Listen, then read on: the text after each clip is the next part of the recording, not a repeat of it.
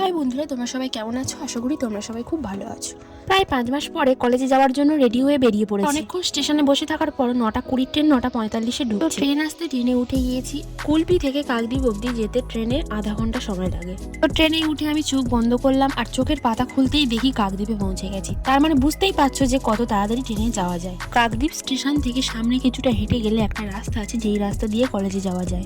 আবার উল্টো দিক থেকে একটা গাড়ির রাস্তাও আছে, যেই রাস্তা থেকে আমি যাই না, কারণ ওই রাস্তাটা অনেকটা বেশি লাগে। তো আমি যেই রাস্তা দিয়ে হেঁটে হেঁটে যাই সেই রাস্তা থেকেই আমি এখন যাচ্ছি।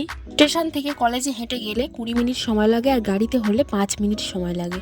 তো আমি এখন আমাদের কলেজে পৌঁছে গেছি আর আমাদের কলেজের নাম দেখো, সুন্দরবন মহাবিদ্যালয়। যদিও কাকদ্বীপ জায়গাটা আমার ভালো লাগে না, তবে আমাদের কলেজটা আমার ভীষণ ভালো লাগে।